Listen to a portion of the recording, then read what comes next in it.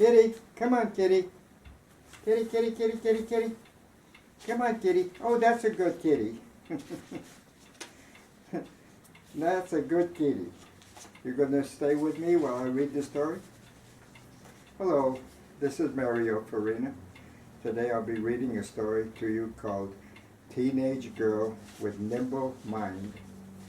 This is the picture at the front of the story. The story is available free at smashwords.com, www.smashwords.com. While there, you'll see many other stories that are free for the reading and the downloading. Teenage Girl with Nimble Mind.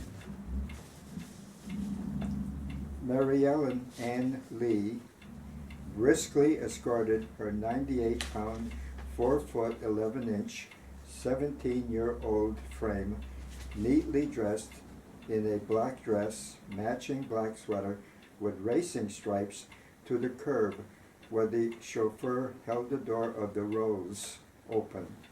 She stepped inside, the door was thumped shut, and the huge vehicle left the doorway of Elizabeth Evans' Astra Science building and headed for home.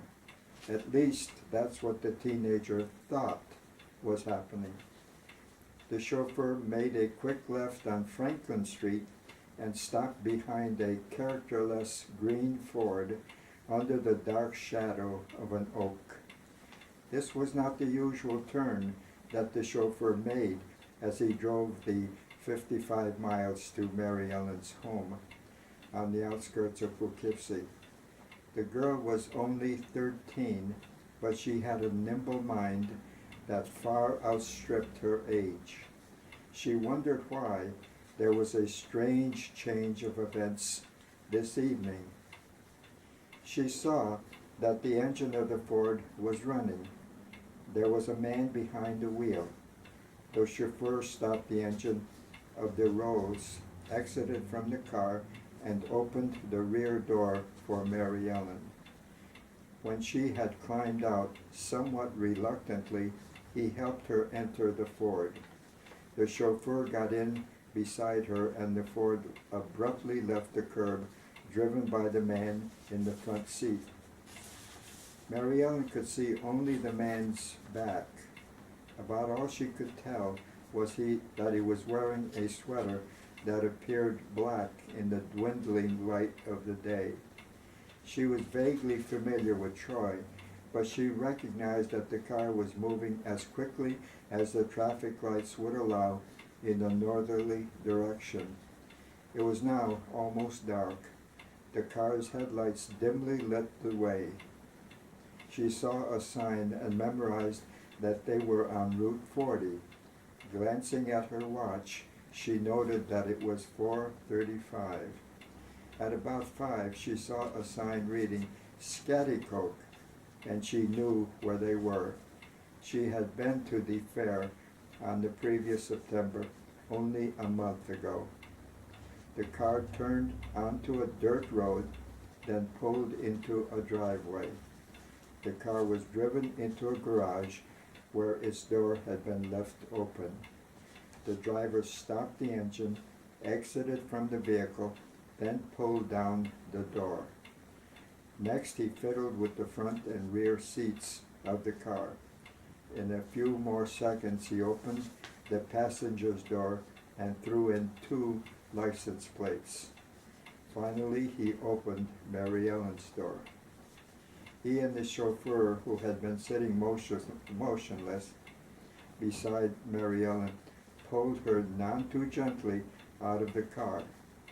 This required a certain amount of force, since the girl was resisting as strongly as her small physique would allow.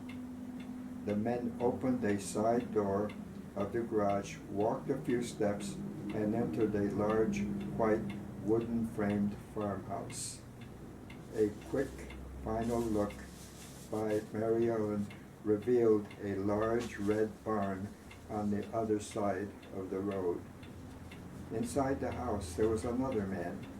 Mary Ellen had a few moments to study the three. She knew one of them. She knew Roy Gordon, the chauffeur, since he had been taking her to and from the school for over a year. He was a meek little man, wearing a lidded black cap and a chauffeur's uniform. The man in the sweater, the man who had been driving the Ford, was heavy for his build and obviously very strong. She noted that he had not shaved that day, and his beard appeared blue from the light given by the dim bulb screwed into a socket on the ceiling. The man in the house was short, slight of build, and completely bald. He was wearing jeans and a white shirt. Mary Ellen decided to refer to the three men as Mr. Gordon, Sweater Man, and Jeans Man. The man in the jeans spoke to the others. Mary Ellen realized that she was the object of a kidnapping plot. Mr. Gordon had betrayed the trust placed in him and had joined the other two in her abduction. It appeared that Jeans Man had a plane which the group was planning to use after a ransom had been paid. She believed she was not in mortal danger, but also understood that anything could happen in a kidnapping adventure. Mr. Gordon spoke almost apologetically to Mary Ellen. "I left a note for your parents, Mary Ellen. As soon as they give us the money we're demanding, we'll let you go and we'll be out of your life forever. Are you okay?" "My folks won't give you any money," Mary Ellen said. "Why is that?" asked Sweater Man. "That's for me to know," responded Mary Ellen tartly. "Oh, listen to Miss Senorita, woman of mystery," chided the man. "She knows something but won't let on." "You better listen to her," said Mr. Gordon. "She's a smart girl. She doesn't just say things without knowing what she's talking about." Mary Ellen hadn't anything in mind, but her imagination was racing. Then she said, "My parents set up a secret code. If I give the secret words I've memorized, my folks will know that I'm okay. If I don't do this, they will know that I'm dead and will call the police." "Okay then," said Jeans Man. He brought out a sheet of paper. "Write down the words and we'll tell them to your parents. Keep in mind, we can make you do this." Mary Ellen feigned reluctance, then began to write. "Skinny cattle have all gotten heavy, taking in candy or kitchen eats. Rapid eels don't belong around rusty nutcrackers. All cats roll over sneaky snakes, then help every rabbit on a deck." She wrote carefully and slowly. From time to time she'd look up as if trying to remember the words she had memorized. Finally, she completed the message and read it carefully as if to double-check it. Seemingly satisfied, she handed it to Jeans Man. "Here," she said, "give this to Dad and Mom, and they'll give you what you're asking for right away. They'll know I'm okay and that this is the best thing to do. I want to go home."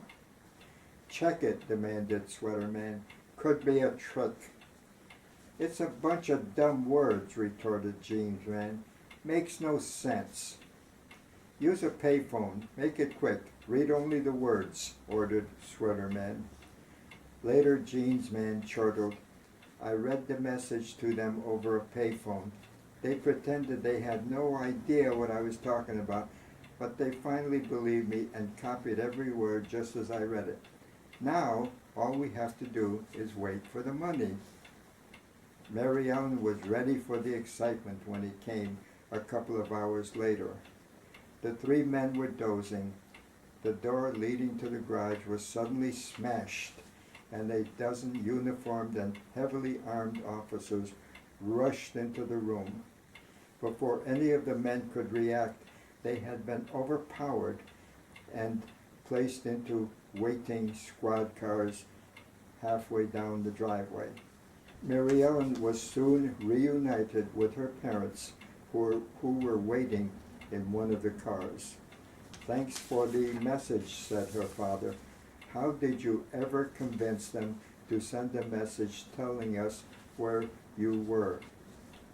"One of the men called me woman of mystery," replied his daughter. "He was more right than he could have guessed. I knew you would look at the mystery message until you saw that the first letter of every word told you exactly where I was." There is a comment here by the author. I am, of course, the author, and the comment is this: "The first letter of every word gave the message, Scattycoke, Red Barn, across the road." That's the end of the story. I hope you liked it. Thank you for looking. Thank you for listening. Tomorrow, I'll tell you another story. Bye-bye.